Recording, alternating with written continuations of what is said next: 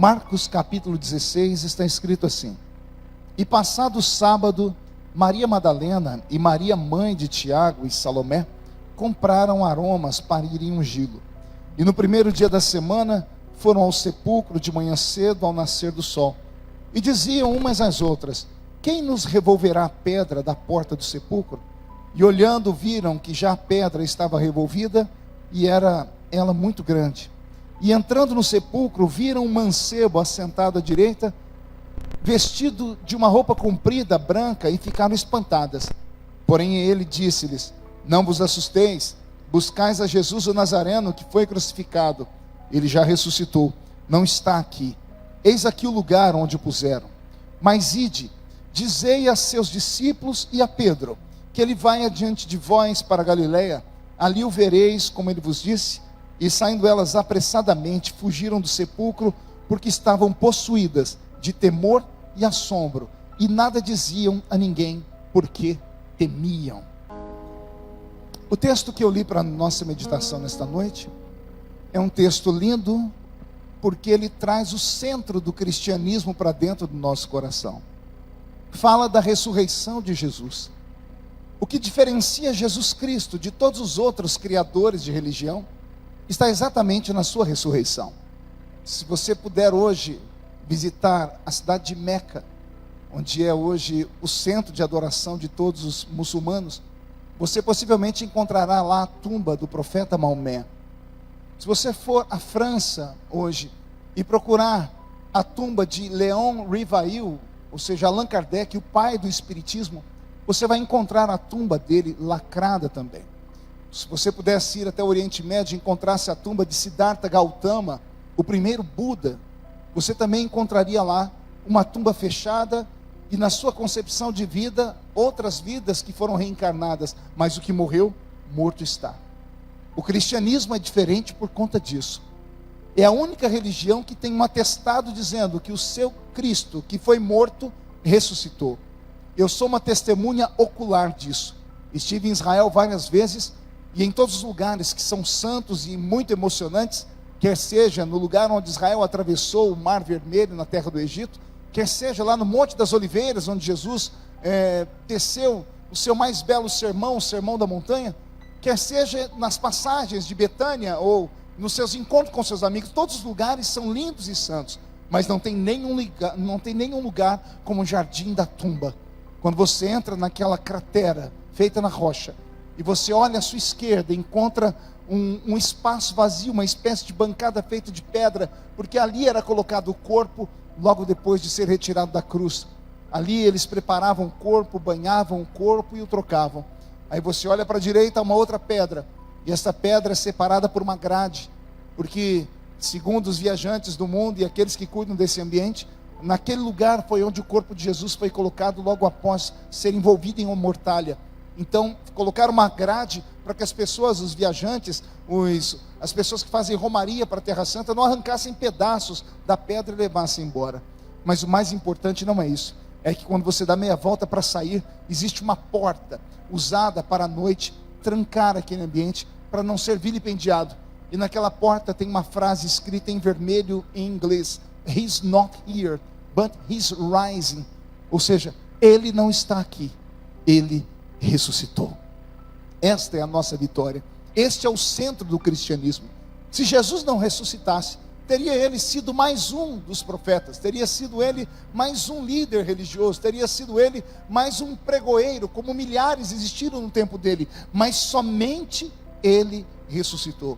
E esse texto que nós lemos aqui no Evangelho de Marcos fala exatamente desse momento, do momento do triunfo. Mas antes de falar do momento de triunfo, eu queria voltar uma semana antes. A semana que antecede a semana da Páscoa é conhecida pelo meio cristão como sendo o Domingo de Ramos. Essa é uma tradição católica, uma tradição cristã, e cristãos de todos os segmentos se lembram do Domingo de Ramos. O que é o Domingo de Ramos? Senão a entrada triunfal de Jesus Cristo em Jerusalém. Jesus pregou nas cercanias, ele pregou nas vilas, nos vilarejos, e ele preparava o dia do rompante do seu ministério. Ele só poderia ir para Jerusalém quando ele já estivesse preparado para o então flagelo que ele receberia. Por isso a entrada de Jesus em Jerusalém é tão triunfal. Por isso é chamada de entrada triunfal. O que moveu meu coração dia desses para estudar a palavra foi a pergunta que veio ao meu coração: por que Jesus não entrou sentado em um cavalo dentro de Jerusalém? Todos os grandes governantes do mundo antigo, quando iam visitar uma capital, nenhum deles ia sentado em jumento. Eles iam sentado em cima de um cavalo. E essa curiosidade me fez estudar a história. Eu passei essa semana de quarentena, já não tem muita coisa para fazer, né? Eu fui estudar. E olha que interessante que eu descobri, que há pouco mais de 2.500 anos atrás, criou-se uma tradição entre os povos. Um rei que visitava uma capital de um outro reino, quando ele ia sentado em um cavalo, porque o cavalo é forte, é robusto, é usado na batalha, esse rei estava mandando um recado para aquele outro reino, dizendo assim: eu estou vindo aqui e deixando um recado, eu possa ser que, se eu gostar do seu reino, eu volto aqui para tomar ele. Possa ser que eu volte aqui para promover uma guerra. Possa ser que eu volte aqui para conquistar esse reino. Quando os reis entravam em cima de um cavalo. E há inúmeros relatos na história de reis que entravam em outras capitais sentados em um jumento. Por quê? Porque criaram há 2.500 anos atrás a seguinte tradição: o jumento é um símbolo da paz, é um símbolo de cordialidade.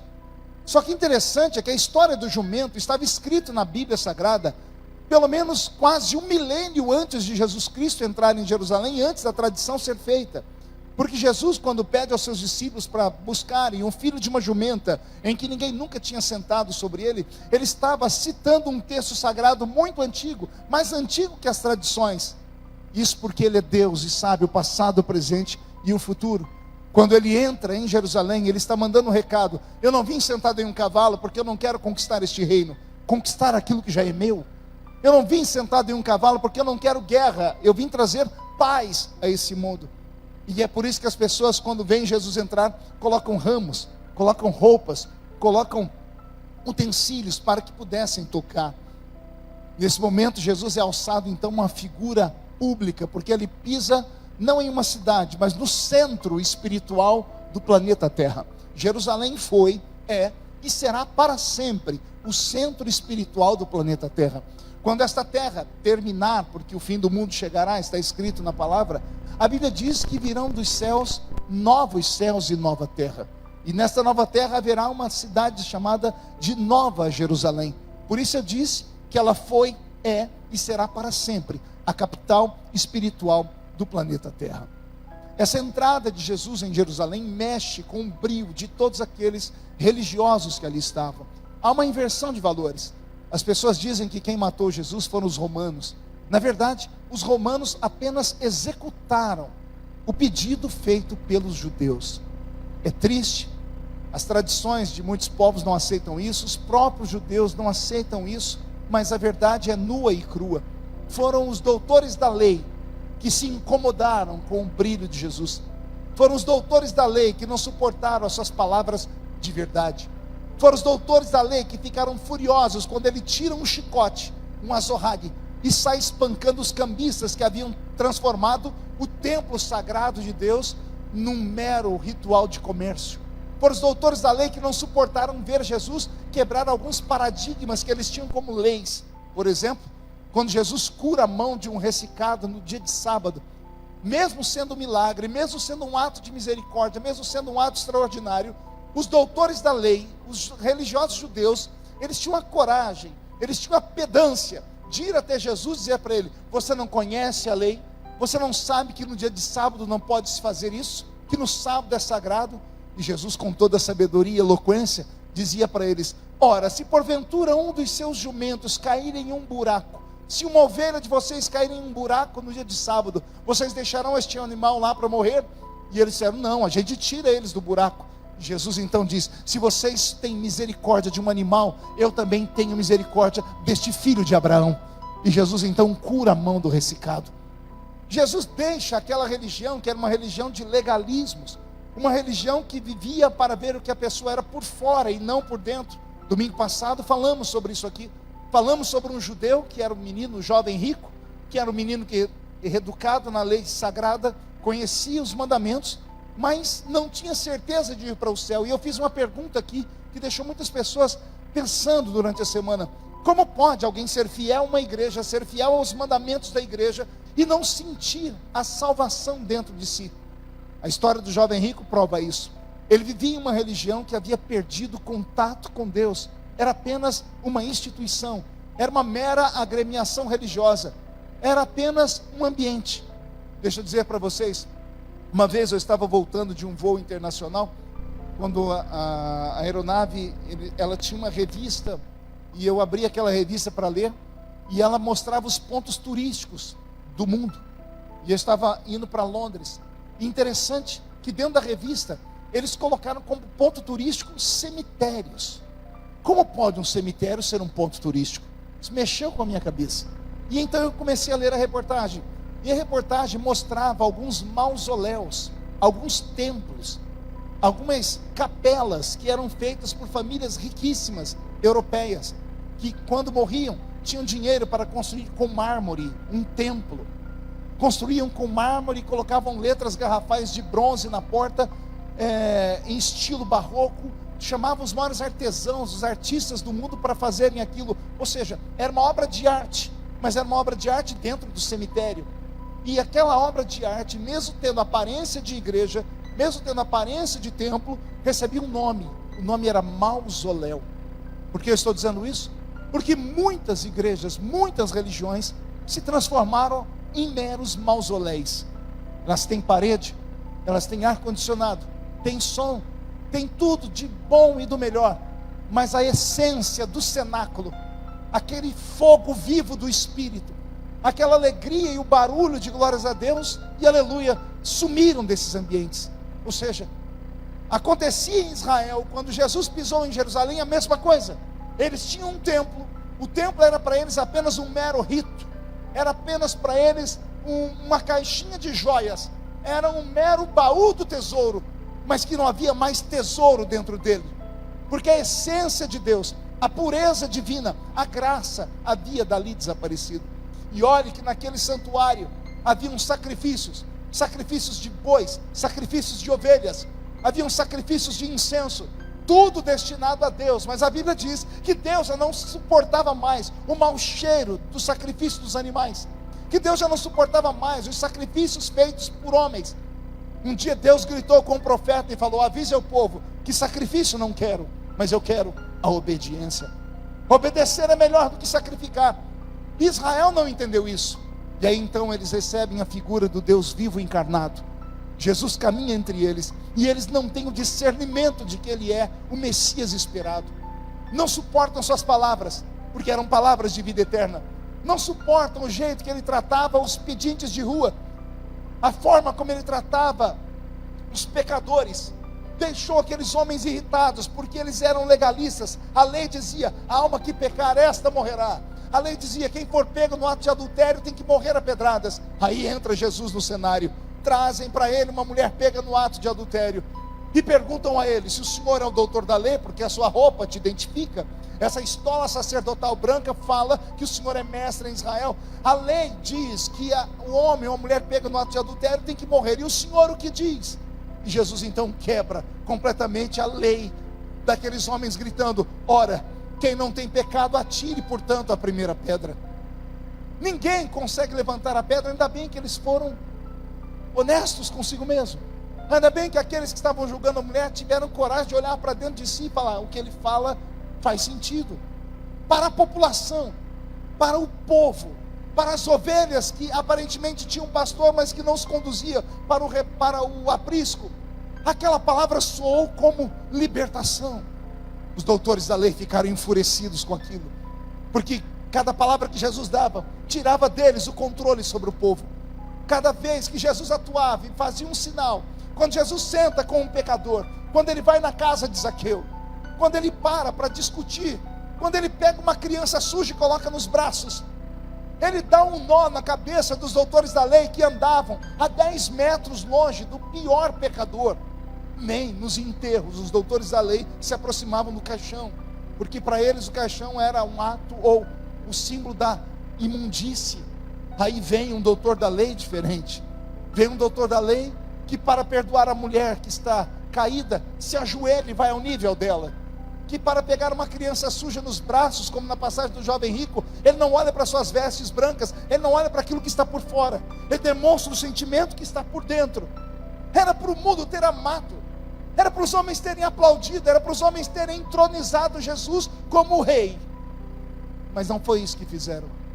Eles o condenaram à morte mais vil já criada pelos romanos. E aqui entra a história dos romanos. Os romanos até tentam libertar Jesus na pessoa de Pôncio Pilatos. Todos conhecem a história. Mas entre a política e a verdade, Pilatos fica com a política. Entre a lei da boa vizinhança, não criar um tumulto ou uma revolução em Israel, ele cumpre aquilo que os judeus queriam: matem esse Nazareno. E mataram Jesus. Quando eu falo sobre isso, sobe o sangue no meu corpo, porque sou um evangelista. Porque todas as vezes que eu leio que mataram Jesus, me dá um faniquito. Porque lendo a Bíblia, eu vou descobrir que não mataram ele.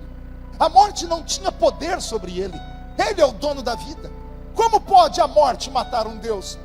A morte é criatura e ele é o Criador. Pastor, mas ele não morreu? Aí é outra história.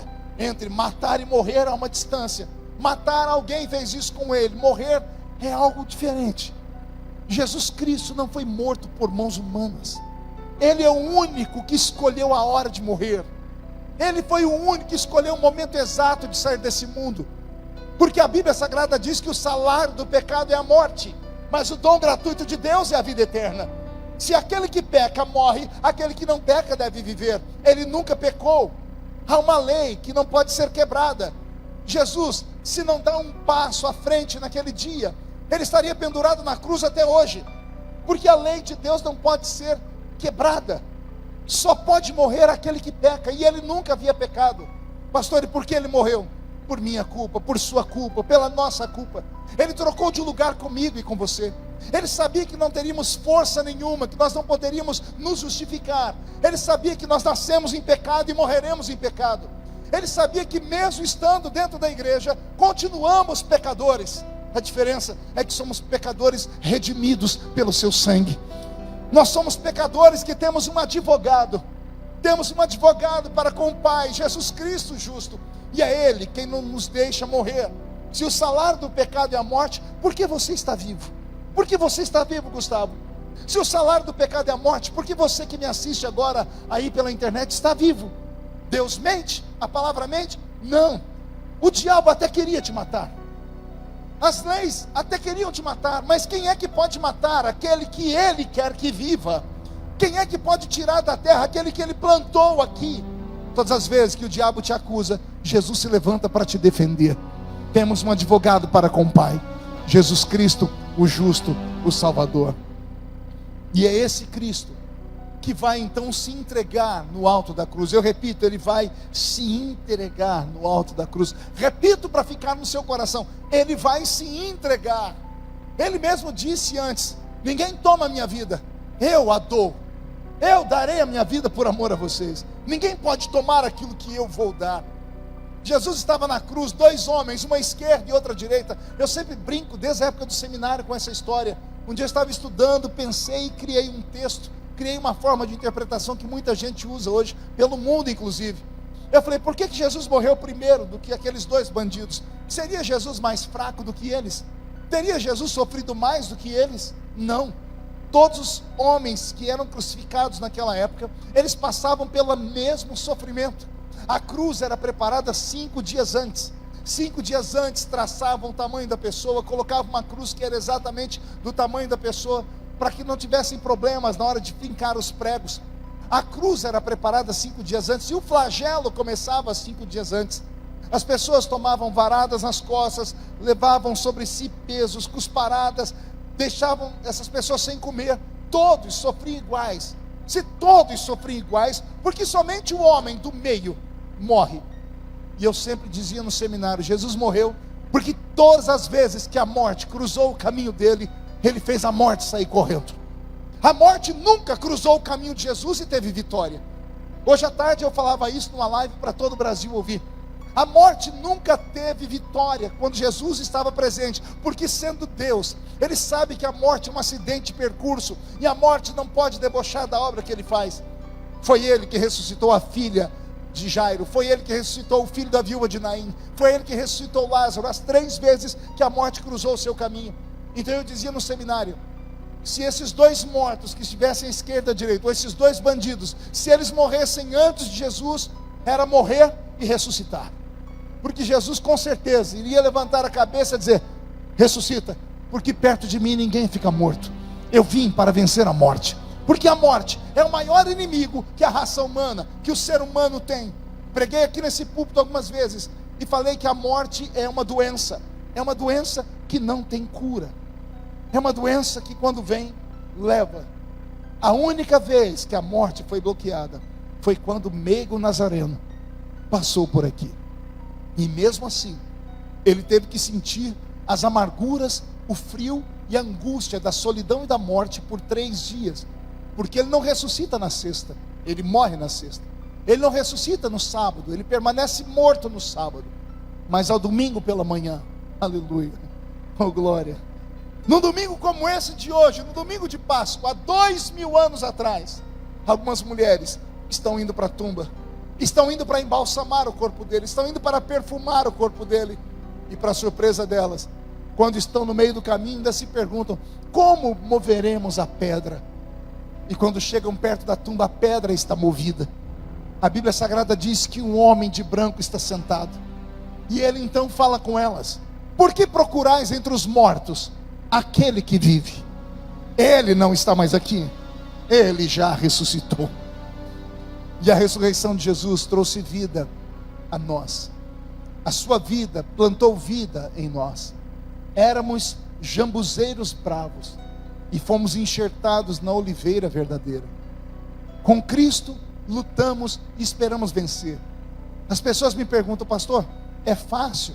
Eu digo: não. E elas dizem: então do que adianta? Porque se o senhor é crente e sofre, e eu que não tenho a Deus e sofro. Aí eu sempre respondo para elas o seguinte: eu tenho onde procurar abrigo.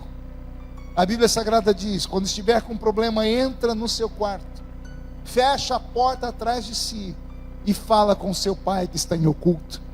A diferença entre quem serve a Deus e quem não serve a Deus só é vista na hora da dor, na hora do sofrimento, na hora da provação. Quem não tem Deus dá um tiro no ouvido, quem não tem paz com Deus se enforca, quem não tem paz com Deus dá um jeito de arrancar a sua própria história. Mas aquele que tem uma fé fixa, firme num Deus vivo, ele atravessa o vale gritando: eu sei que o meu Redentor vive e em breve se levantará para me socorrer. Que Jesus Cristo, nesse dia especial, nesse dia de ceia, entre nos corações, visite a igreja que está em casa de quarentena, visite os homens e mulheres que serviram a Deus nesses 30 dias de luta, 30 dias sem participar de um culto físico. Eu sei que tem pessoas que estão morrendo de saudades da igreja, tem outras, portanto, que a igreja não está fazendo falta. Como eu disse domingo passado, eu quero ver daqui para frente como será. Quando terminar a quarentena, quantos vão voltar? Quantos vão sentir a necessidade de que só há uma maneira de servir a Deus, de caminhar com Deus, é não andar sozinho. A Bíblia diz: se um andar sozinho, se ele cair, quem pode levantar? Por isso, ir de 2 em 2, se um cai, o outro levanta.